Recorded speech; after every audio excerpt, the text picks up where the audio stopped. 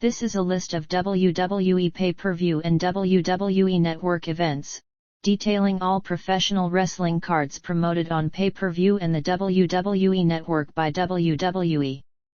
Due to the American version of the WWE Network merging under Peacock, and with the WWE Network still available in international markets, as well as less focus being given to traditional PPV channels, in 2022, the company began using the term Premium Live Event to refer to their events airing on PPV and the live streaming services. WWE has been broadcasting PPV events since the 1980s, when its classic Big Four events were first established. The company's PPV lineup expanded to a monthly basis in the mid-1990s before expanding even further in the mid-2000s. In addition, WWE produced international PPVs not available in the United States between 1997 and 2003. In 2022, the company began recognizing Money in the Bank as one of their 5 biggest events of the year, thus making it a Big 5 event along with the classic Big 4. King of the Ring was also considered a Big 5 event from 1993 until 2002, after which, it was discontinued as a PPV. Following WWE's original brand extension in 2002, the company promoted 2 touring rosters representing its Raw and SmackDown television programs. The traditional Big Four continued to showcase the entire roster, while the remaining PPV events alternated between Raw and SmackDown cards. A special ECW PPV in 2005 led to the creation of an ECW brand in 2006, which also received its own dedicated PPV events.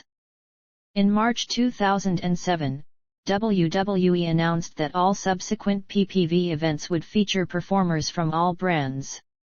In 2008, all WWE PPV events began broadcasting in high definition. The company's PPV business began to drastically change with the launch of the online streaming service, the WWE Network, on February 24, 2014.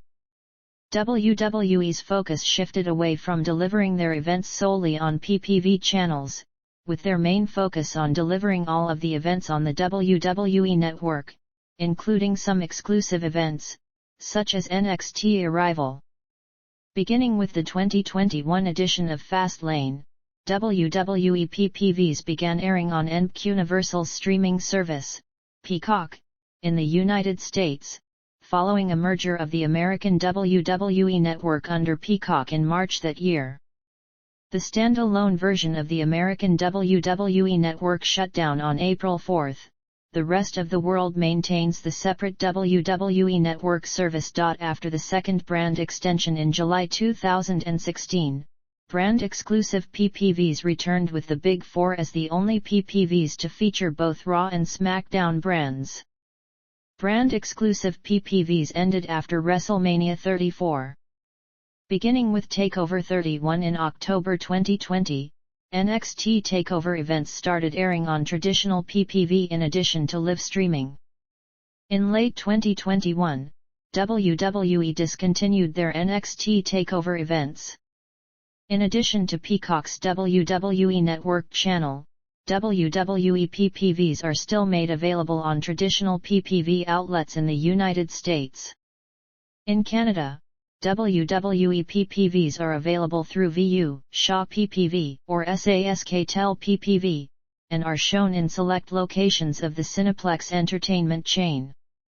In Australia, WWE's pay-per-views are shown on Main Event. In the United Kingdom and Ireland, all PPVs were shown on Sky Sports box office until 2019, when BT Sport took over rights to WWE content.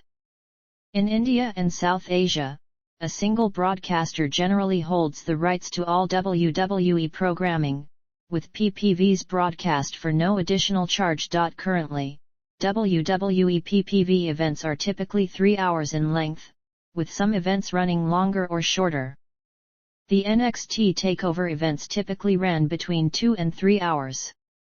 WWE also airs a pre-show before most PPV events known as the Kickoff Show, which includes interviews, match previews, and a panel of experts previewing the upcoming lineup. WWE occasionally airs a post-show after some events known as Fallout. Each post-show includes interviews and a panel of experts analyzing the event. WWE previously held Raw Talk post-shows for Raw-branded events and Talking Smack for SmackDown-branded events. Both still air, but only after the weekly television programs, with the latter airing the next day after SmackDown's broadcast. History. On July 23, 2021, the American professional wrestling promotion WWE announced that it would be holding a pay-per-view and live streaming event on Saturday, January 1, 2022, at the State Farm Arena in Atlanta, Georgia, which would feature wrestlers from the Raw and SmackDown brands. Due to the event taking place on the first day of the year, it was titled Day 1, which marked WWE's first PPV event to take place on New Year's Day. The idea for Day 1 was conceived by WWE President Nick Khan. The company previously ran a New Year's-themed PPV event called New Year's Revolution from 2005 to 2007, but each of its events were held shortly after New Year's Day. As revealed on the day of the event, Day 1 was WWE's first event to be promoted as a premium live event, a term the company introduced to refer to their major events available via PPV and the live streaming services Peacock in the United States and the WWE Network in international markets. The scheduling of the inaugural Day 1 also caused the cancellation of the TLC, Tables, Ladders and Chairs event, which was usually held in late December. On July 29, 2022, it was announced that Day 1 would be held again at the same venue on January 1, 2023, thus establishing Day 1 as WWE's annual New Year's Day event.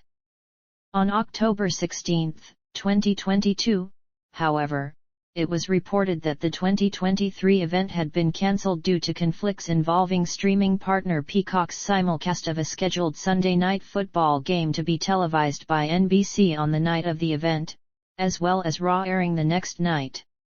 It was also reported that the event is not expected to be rescheduled or rebranded. However, the cancellation has not been confirmed by WWE.